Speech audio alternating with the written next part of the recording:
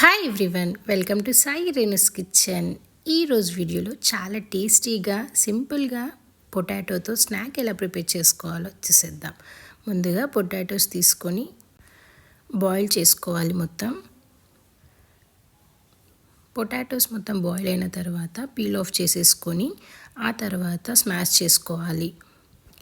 చాలా simple recipe, చాలా క్రిస్పీగా టేస్టీగా చాలా బాగుంటుంది. ఒకసారి ట్రై చేసి చూడండి. మీకు ఈ ప్రాసెస్లో నచ్చినట్లయితే తొందరగా అయిపోతుంది, అలాగే టేస్ట్ కూడా చాలా బాగుంటుంది. ఇలా మొత్తం స్మాష్ చేసుకున్న తర్వాత మొత్తం మెత్తగా స్మాష్ చేసుకోవాలి. ఇలా మొత్తం స్మాష్ చేసి ఆ తర్వాత ఒక బౌల్ తీసుకొని దాంట్లో మొత్తం యాడ్ చేసుకోవాలి. ఇలా బౌల్లో యాడ్ చేసిన తర్వాత అటుకులు యాడ్ చేసుకోవాలి. ఒక 2 కప్స్ వరకు అటుకులు తీసుకొని అటుకులు కూడా యాడ్ చేసుకోవాలి. ఒక 1/2 kg పొటాటో బాయిల్ చేసుకోవాలి. ఆ తర్వాత ఒక 2 కప్స్ వరకు అటుకులు కూడా యాడ్ చేసుకొని మొత్తం కలుపుకోవాలి. ఇలా మొత్తం మిక్స్ చేసిన తర్వాత ఒక 1 కప్ వరకు ఆనియన్స్ కూడా యాడ్ చేసుకోవాలి.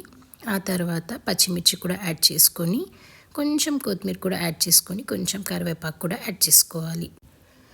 ఇలా మొత్తం యాడ్ చేసుకున్న తర్వాత ఒక 1/2 స్పూన్ వరకు జీరా కూడా యాడ్ చేసుకొని ఒక 1/2 స్పూన్ వరకు కారం, ఒక 1/2 స్పూన్ వరకు ఉప్పు కూడా యాడ్ చేసుకోవాలి.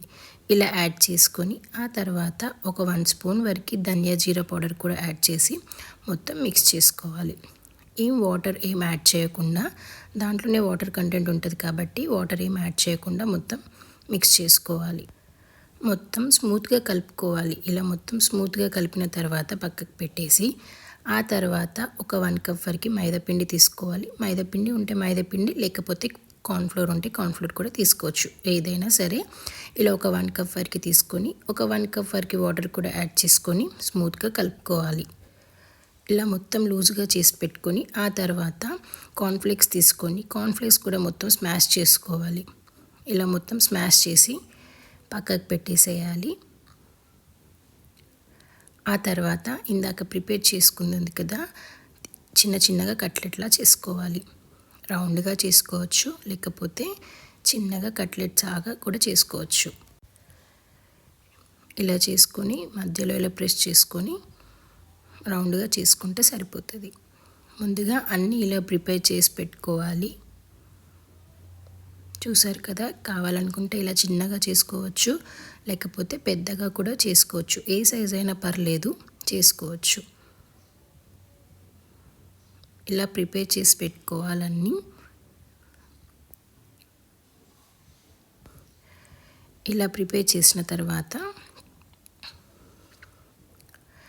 ఇందాక ప్రిపేర్ చేసుకున్న మైదా పిండి ఉంది కదా, వాటర్ యాడ్ చేసుకున్నాం కదా, దాంట్లో డిప్ చేసుకోవాలి. ఒక్కొక్కటి తీసుకొని ఇలా డిప్ చేసుకొని ఇలా డిప్ చేసేసి ఆ తర్వాత తీసి ఇందాక స్మాష్ చేసుకున్న కార్న్ఫ్లేక్స్ ఉంది కదా, కార్న్ఫ్లేక్స్లో కూడా డిప్ చేసుకోవాలి.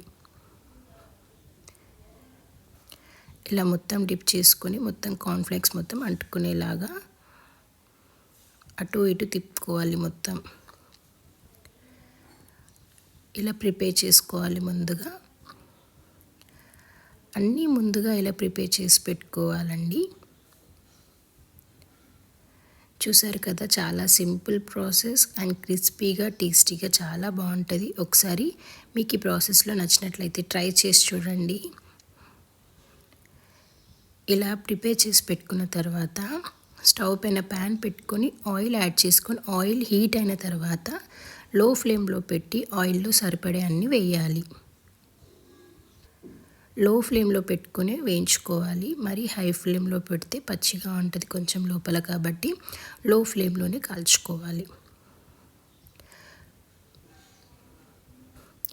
ఇలా కొంచెం కాలిన తర్వాత ఒక 2 మినిట్స్ అలానే ఉంచాలి కదపకుండా. ఒక 2 మినిట్స్ కాలిన తర్వాత తిప్పేసుకోవాలి. ఇలా తిప్పేసుకొని ఒక 5 మినిట్స్లో కాలుతాయండి, మరి ఎక్కువ టైం కూడా ఏం పట్టదు. ఇలా అన్నీ తిప్పేసి ఒక 2 to 3 మినిట్స్ అలా కాలిన తర్వాత తీసేస్తే సరిపోతుంది. కొంచెం ఆయిల్లో చప్పుడుపోయినప్పుడు తీసేస్తే సరిపోతుందండి. చూసారు కదా, చాలా సింపుల్ ప్రాసెస్. ఒకసారి మీకు ఈ ప్రాసెస్లో నచ్చినట్లయితే ట్రై చేయండి. ఇవి టమాటో సాస్లో డిప్ చేసుకొని తింటే చాలా టేస్టీగా చాలా బాగుంటాయి. ఇవి స్నాక్స్లా ప్రిపేర్ చేసుకోవచ్చండి. చూసారు కదా, ఇలా కాలిన తర్వాత ఒక్కొక్కటిగా తీస్తే సరిపోతుంది. అంతేనండి, చాలా సింపుల్గా ఆలుతో స్నాక్ రెడీ. మీకు ఈ ప్రాసెస్లో నచ్చినట్లయితే ట్రై చేసి చూడండి. అలాగే మీకు కనుక వీడియో నచ్చినట్లయితే లైక్, షేర్, సబ్స్క్రైబ్. కొత్తగా చూసిన వాళ్ళైతే సబ్స్క్రైబ్ చేసుకోండి. Thank you for watching.